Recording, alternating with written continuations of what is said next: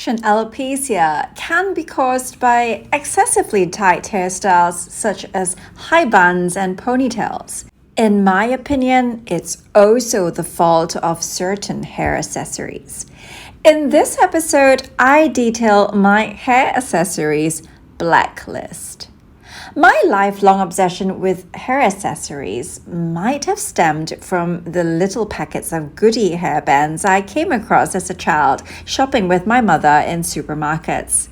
I think it was the colors that first attracted me, and when I was allowed to grow out my hair at the age of 9, I distinctly remember getting my very first packet of these hair elastics.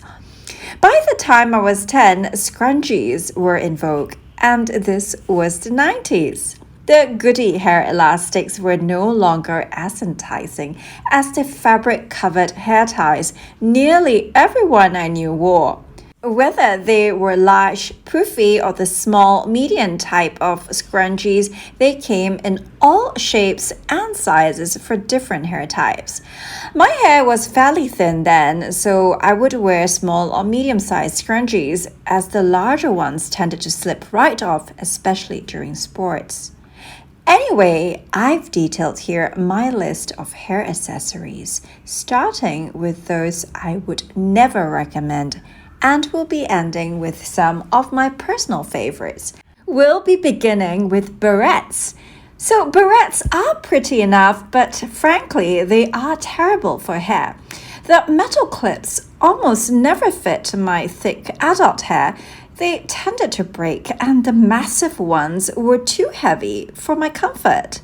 On top of that, barrettes are totally impractical when it comes to staying power. During sports or other activities, for example, barrettes tend to trap stray hairs and inadvertently snags hair strands. The other hair accessory that I find kind of annoying are hair slides. You may be wearing these for photo shoots or special occasions, but I wouldn't recommend using hair slides on a regular basis. First of all, hair slides might look cute, but it causes friction on your scalp. Slides are also made of metal, which most of the time contains nickel. The same problem with costume jewelry occurs with these hair clips. Essentially, it becomes a sensitizing metal that leads to allergies later on. Hair slides also serve little function in my opinion.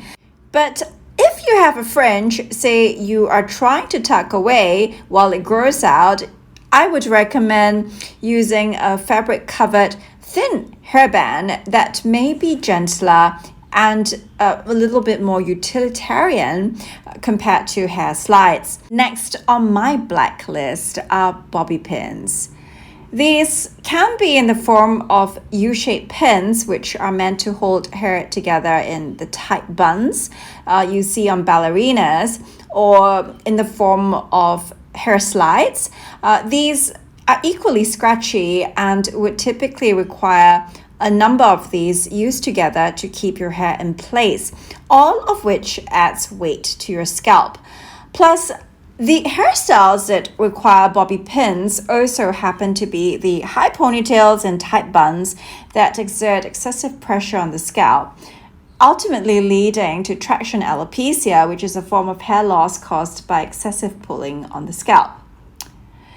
Now, next, I want to talk about hairbands. So hairbands are pretty, but they are also fairly impractical.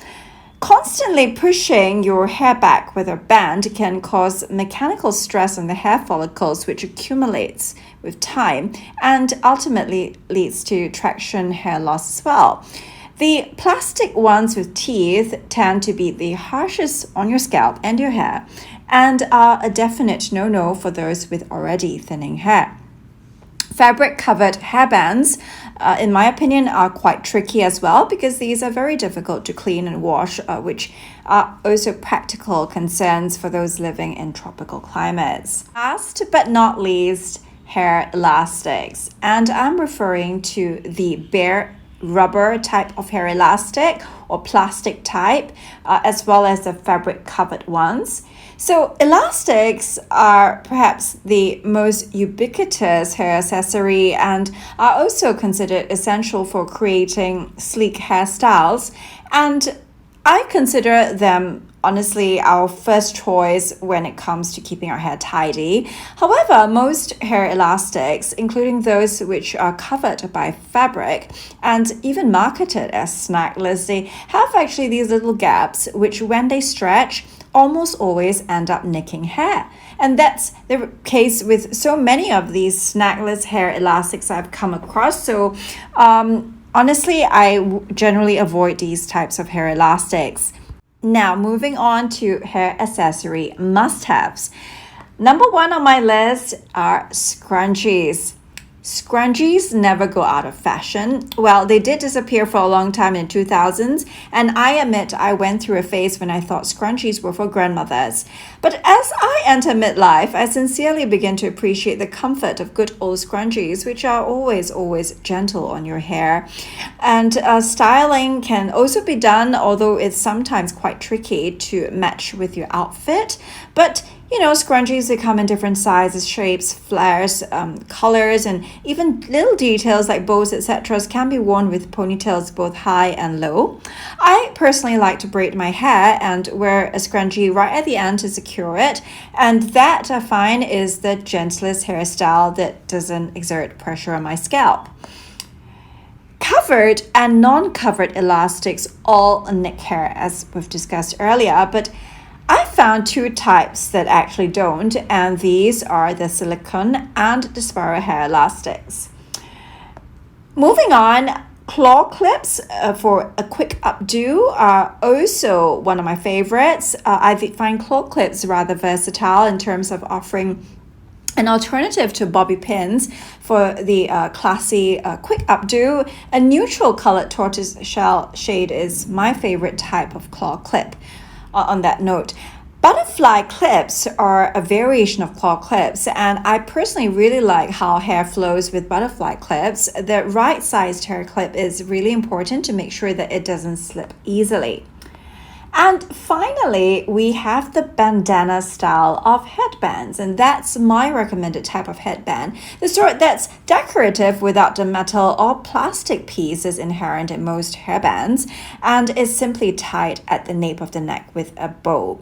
I am often asked as a dermatologist if hairstyles could be causing hair loss and if there are specific hair ties that one should use in order to prevent hair loss.